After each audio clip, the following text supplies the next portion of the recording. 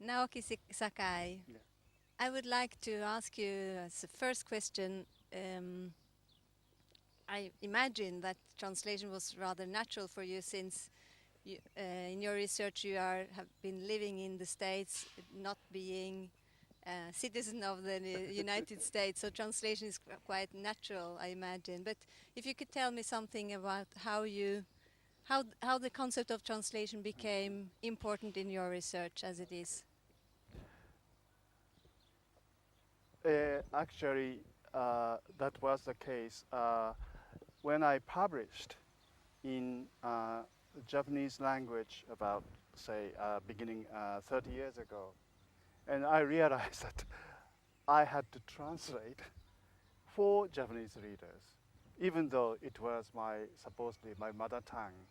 Yet, of course, because I got used to writing and speaking in English, uh, it was a process that I have to be aware of. And then at that time, I suddenly realized that I was living a life in translation in that sense. And then that led me to the question of historical development of translation. And then first I discovered very, very interesting phenomenon in the 18th century. And that's how first became a very interesting topic of translation. And from your personal discovery and your discovery through the research, you probably that was why you developed this concept of heterolingual address. Yes. Could you explain what you mean with this? I became interested in the question of translation mainly because translation is necessary when you are at a loss. That is to say, when you don't understand or when you are not sure that your addressee understands you. And I really wanted to study that experience of non-understanding or misunderstanding. And then in that occasion, I suddenly discovered that in the 18th century, some people became aware of the fact that, and it's amazing in that sense from today's viewpoint, but in the 18th century, some Japanese intellectual for the first time became aware of the fact they've been living with Chinese classics for more than 10,000 years. Then suddenly they realized they didn't understand classic text, or they didn't understand the classical Japanese text. And that became very, very important topic. Yeah.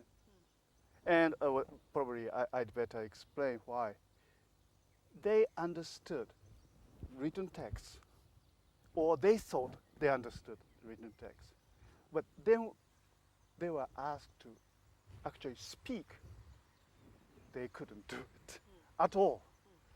Firstly, because it's 2,500 years classics, which nobody in China or Japan knew how it was actually pronounced to begin with. And then Japanese language was already lost. And then, therefore, they didn't know what they were doing by claiming that they were reading the text. So from this historical discovery you made and kind of shock, This. cultural linguistic shock, as far as I understand, you felt that you could generalize this discovery and develop it towards the situation in many cultures, That's right. in the situation of many languages, and that where this concept of heterolingual address is coming Yes. out again. Um, for instance, immediately I realized in the 18th century, almost simultaneously, German intellectuals faced exactly the same problem. And not the Latin, but they really focused on Greek, ancient Greek. precisely because that was a language they couldn't understand. So the non-understanding became obsession for many European languages or European intellectuals.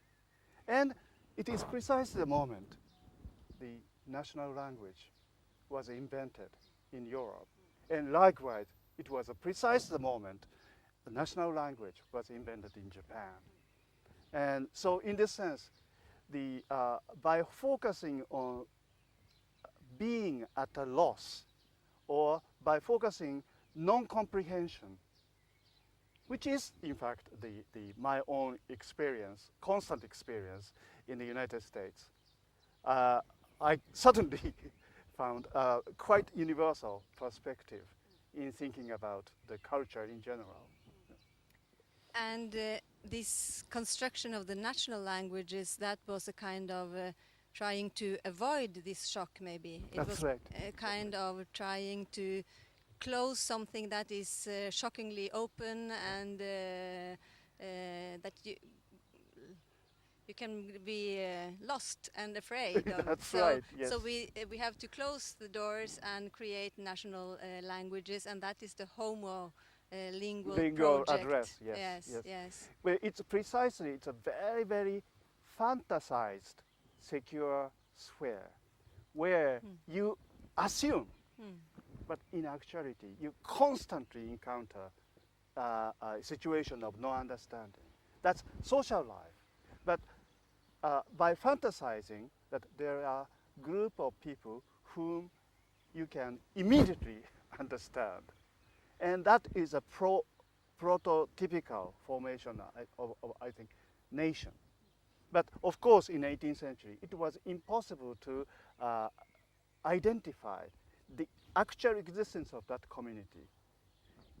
Therefore, they usually fantasized the very distant past, the existence of idealized community, and towards which they really try to create or transform the existing institutions of the social institutions. Yeah. And today you have been speaking about the idea of letting the transnational perspective precede the national one. Yes. Could you explain that for us? Well, in this sense, I think one of the implication or one of the sense of sociality is that you encounter somebody whom you don't understand.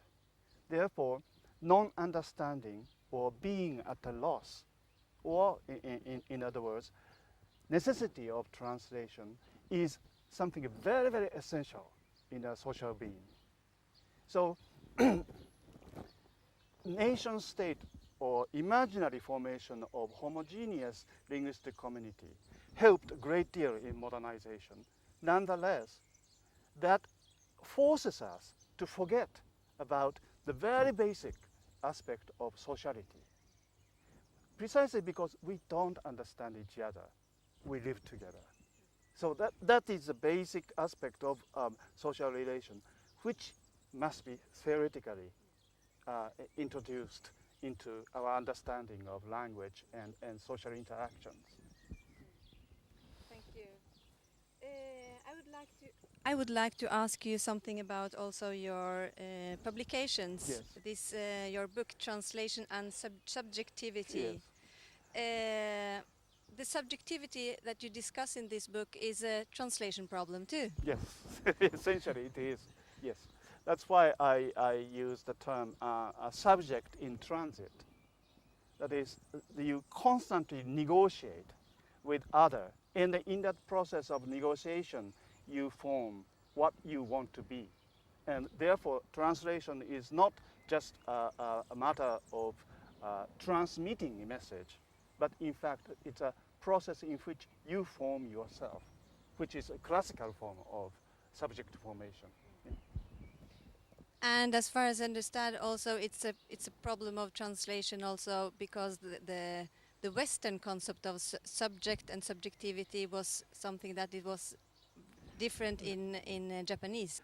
The Japanese intellectuals encounter the concept of subject, and of course at that time, in late 19th century, the subject was already philosophically formulated in German, English, and French, and so forth. So they had to translate this term.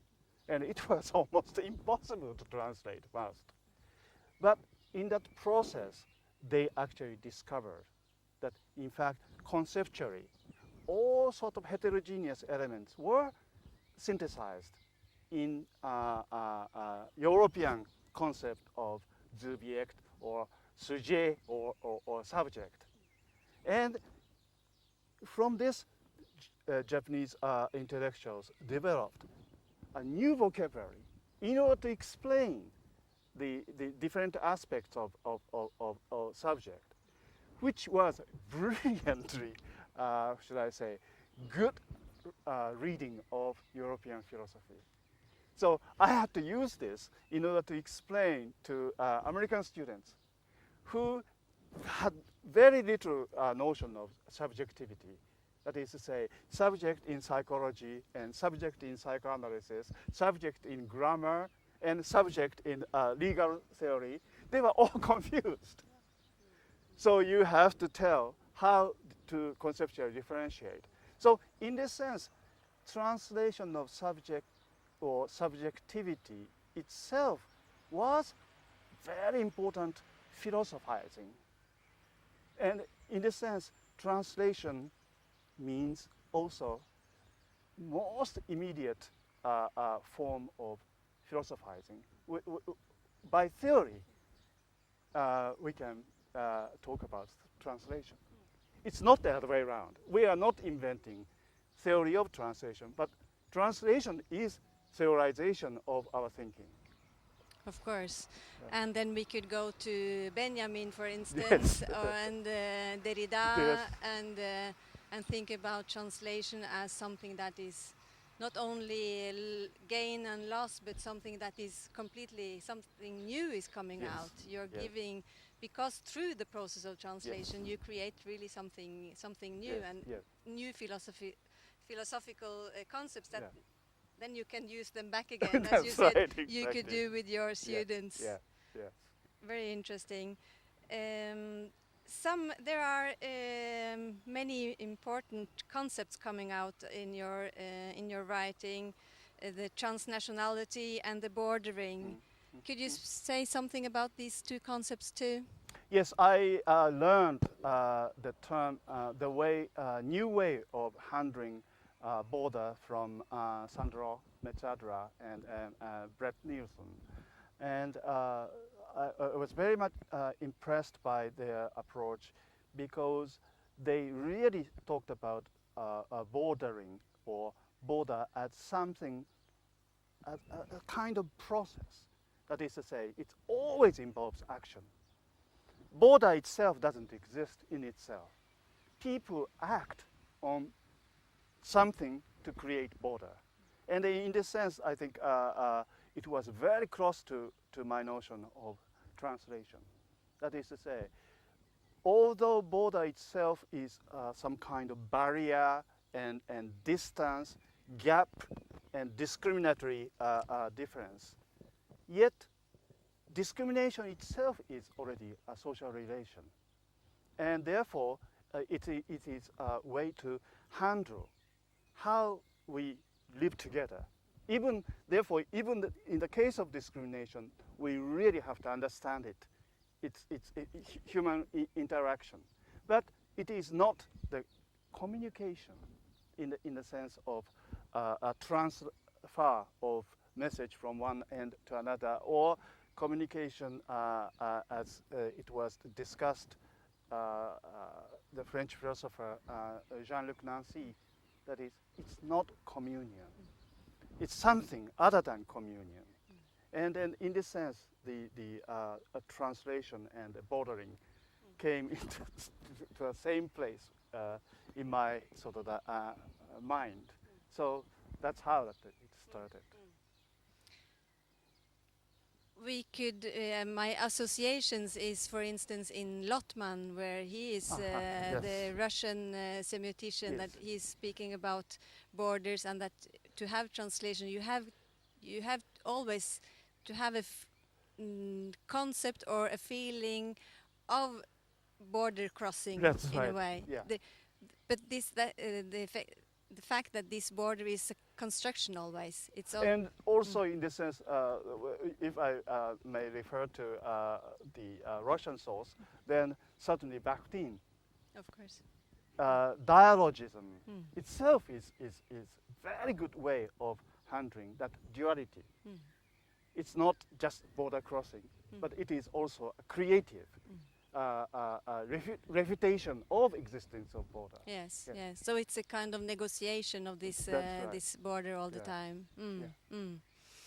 And in translation studies,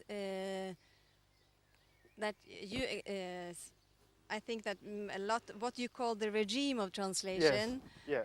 and a lot of translation studies has been working inside that That's regime. right. Definitely, Yes.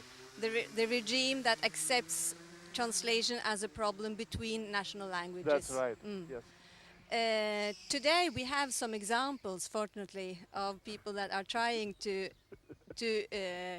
go beyond, not being so narrowly thinking about translation inside or between national languages, and using also the concept of border as maybe translation is taking place beyond the borders or not inside the borders or without borders.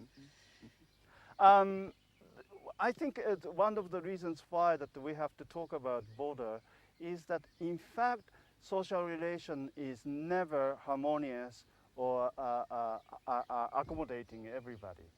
It always involves certain form of discrimination, and without discrimination it is impossible to talk about society.